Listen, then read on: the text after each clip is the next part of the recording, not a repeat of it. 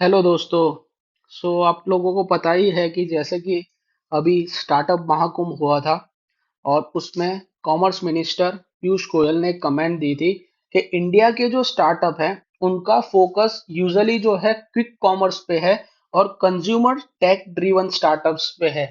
तो जैसे जोमेटो हो गया, स्विगी हो गया या फिर जेप्टो और ब्लिंकिट हो गया, जो आपको सर्विसेज बहुत इजीली प्रोवाइड कर रहे हैं।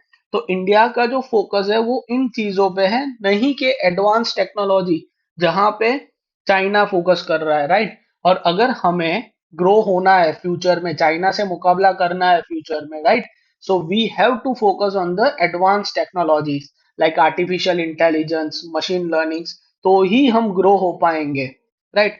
तो this is one of the key demand that minister of commerce has put forward. So आज की तारीख में देखें तो इंडिया में more than 1 lakh registered startups हैं, right. More than 1 lakh registered startups India में हैं और 107 यूनिकॉर्न्स हैं। सो डिस्पाइट इतना सब कुछ, इतने सब कुछ स्टार्टअप्स होने के बावजूद भी, वर्ल्ड में तीसरे नंबर पे होने के बावजूद भी स्टार्टअप्स के कंपैरिजन में, so India 15% startups are only there which focus on the deep technologies like AI, quantum computing and biotechnology. तो इस सभी चीजों में चाइना बहुत ही आगे बढ़ गया है। चाइना इवन यूएसए के आगे बढ़ गया है इन चीजों में, राइट। तो इसका वन ऑफ द रीजन ये बोला जा सकता है कि इंडिया का जो R&D इन्वेस्टमेंट है is just 0.7% of the India GDP. बल्कि चाइना का अगर देखें तो चाइना का 2.4% of its GDP R&D investment है। तो ये क्या करता है, अगर पैसे कम होंगे तो स्टार्टअप्स खुद का पैसे इन्वेस्ट तो नहीं कर सकते, तो मार्केट में से भी उन्हें कम मिलेंगे। तो इसके कारण there is a lack of the investment in the startups, और इसके कारण स्टार्टअप्स ग्रो नहीं हो पा रहे हैं, right. So therefore they are prioritising the quick return models over the deep tech ventures. क्योंकि रैपिडो है, जोमेटो है, ये आपको क्विक रिटर्न्स देते हैं 1-2 महीने, 5 महीने में।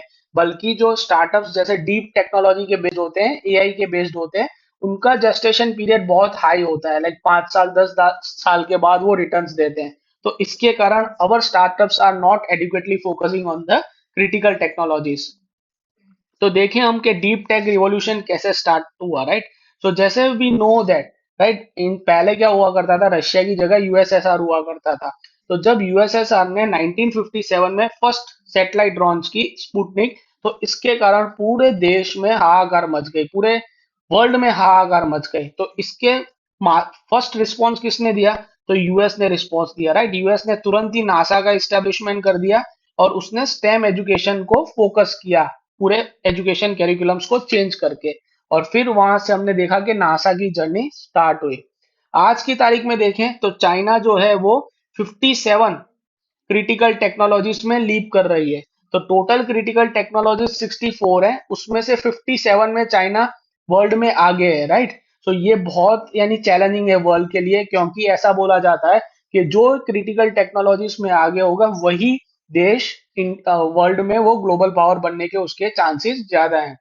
अगर हम economic impact in critical technologies का देखें तो डीप टेक जो है, एक अनुमान है कि वो इंडिया की जीडीपी में $1 ट्रिलियन ऐड कर सकता है 2030 तक। और इसके कारण इंडिया में 40 लाख से ज्यादा स्किल जॉब्स जनरेट हो सकती है और इंडिया टेक्नोलॉजिकली इंडिपेंडेंट भी बन सकता है, राइट। तो हमारे जैसे बहुत सारे इनिशिएटिव्स हैं, डिजिटल इंडिया मिशन, राइट। तो इन सब में ये क्रिटिकल टेक्नोलॉजीज बहुत ही यूजफुल होती है। Okay, so this is one of the important thing. और अगर नेशनल विजन कैसा होना चाहिए, तो इंडिया को बोथ कंप्यूटर सॉल्यूशंस में भी, यानी quick commerce, consumer tech innovations में भी, साथ साथ स्ट्रेटेजिक टेक्नोलॉजिकल कैपेबिलिटीज में भी आगे बढ़ना चाहिए। ये हमारा नेशनल विजन होना चाहिए। बट देखें, like there is a two sides of the every coin, right. तो जैसे अगर हम एक साइड अच्छा वाला देखें तो लाइक हमारे बहुत सारे स्टार्टअप्स ऐसे भी हैं जो क्रिटिकल टेक्नोलॉजीज में आज की तारीख में काम कर रहे हैं। लाइक हम देखें स्पेस टेक्नोलॉजी, तो वहां पे भी बहुत सारे स्टार्टअप्स लाइक दिगंतरा है, फिर फॉर एग्जांपल स्काईरूट एरोस्पेस है, पिक्सेल है। ये लोग बहुत सारे इंडिजिनियस सैटेलाइट्स बना रहे हैं, लॉन्च कर रहे हैं और इंडिया में इसरो को हेल्प कर रहे हैं। फिर सेमीकंडक्टर्स में देखें हम इंडिजिनियस स्टार्टअप्स, तो जैसे माइंड ग्रुप हैं, उन्होंने अभी रिसेंटली इंडिया की first indigenous semiconductor design establish की, right. So this is very important. और इन सबको भी लाइक सेमीकंडक्टर्स की बात करें तो इंडियन सेमीकंडक्टर मिशन इनको हेल्प करती है, राइट। ये 10 billion plus dollar investment attract किए फॉरेन से। तो ये अगर पैसे आएंगे तो स्टार्टअप्स को पैसे मिलेंगे, और स्टार्टअप को पैसे मिलेंगे तो वो लॉन्ग जेस्टेशन पीरियड में काम कर सकेंगे। इलेक्ट्रिक मोबिलिटी में आप सबको पता ही है, जैसे ओला इलेक्ट्रिक है, एथर है, right. And then we can say बहुत सारी बैटरी टेक्नोलॉजीज भी है, जैसे लॉकडाउन मटेरियल्स जो है वो बैटरी टेक्नोलॉजीज पे फोकस कर रही हैं। फिर डिफेंस की बात करें तो जैसे आइडिया फोर्ज है, जेन टेक्नोलॉजीज है। So they are also focusing on the defence technological capabilities, और ये सब क्या कर रहे हैं, इंडिया को ग्रो करा रहे हैं। But yes, I can say that ये इतनी भी ग्लोबली रिकॉग्नाइज नहीं है जितनी चाइनास के स्टार्टअप्स रिकॉग्नाइज है। तो what are the challenges in India startup ecosystems, right. What are the challenges, क्यों हम चाइना से पीछे रह रहे हैं, what are the challenges, what is the ecosystem that our startups are facing? Okay, so one is the funding gap. Okay, so funding cap हमने देख लिया कि इंडिया का जो आर एन डी में खर्चा हो रहा है, right, R and D investment जो है इज लेस देन 1%। ओके, और you can just see that India deep tech funding is just 0.4% of the China's deep tech funding. तो इसके कारण ऑब्वियसली पैसा नहीं है तो स्टार्टअप ग्रो नहीं हो रहे हैं। दूसरा अगर हम देखें education infrastructure, right.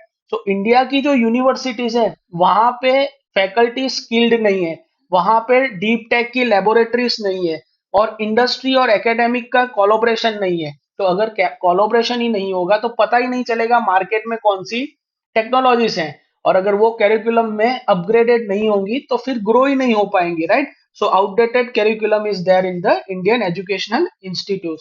Third is risk taking culture, right. India में रिस्क टेकिंग कल्चर इतना नहीं है जितना चाइना और यूएसए में है। So there is a lack of risk tolerance and support for the deep tech ventures, right, क्योंकि इनको ग्रो होने में 7 से 10 साल लगते हैं, और इंडिया के इन्वेस्टर्स को तुरंत पैसा चाहिए। तो this are the challenges that India is facing in the startup ecosystem, और गवर्नमेंट बहुत अच्छी तरह से काम कर रही है। So let us see that what steps we need to take to foster over the startup ecosystem। तो पहली बात तो गवर्नमेंट का इन्वेस्टमेंट चाहिए। ओके, तो high risk long gestation ventures में इंडिया का इन्वेस्टमेंट चाहिए through dedicated deep tech funds, जिसका 5 से 7 साल कैपिटल कमिटमेंट होना चाहिए, और government R and D incentives भी प्रोवाइड करनी चाहिए। तो पहले तो ये चीज चाहिए।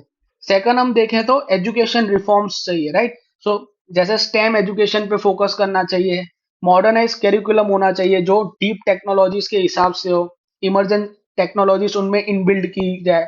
फिर हर एक डिस्ट्रिक्ट में एक स्पेशलाइज रिसर्च सेंटर्स होने चाहिए, क्योंकि अगर रिसर्च सेंटर्स होंगे तो वो एक तो मोटिवेशन देंगे, और दूसरी वो वहां के लोकल पीपल्स को अपॉर्चुनिटी देंगे कि आप आओ और आप रिसर्च करो। ओके, और ये सब रिसर्च सेंटर्स डीप टेक के होने चाहिए। और तीसरी, frontier technology faculty development. Okay, हमारे जो मैन पावर है वो स्किल्ड होने चाहिए, अगर फैकल्टी स्किल्ड होगी तो बच्चे स्किल्ड बनेंगे। Okay, third is obviously industry academics collaboration. तो जो मार्केट में कौन सी टेक्नोलॉजी चल रही है वो अगर एकेडमिक्स को पता चलेगी तो एकेडमिक्स उस हिसाब से बच्चों को पढ़ा सिखा सकेंगे, right. So there is a collaboration, there should be a collaboration between the industries and academics, right? And last one is that for achieving this there is a need of the policy support. So government policy support करनी चाहिए through the different policies।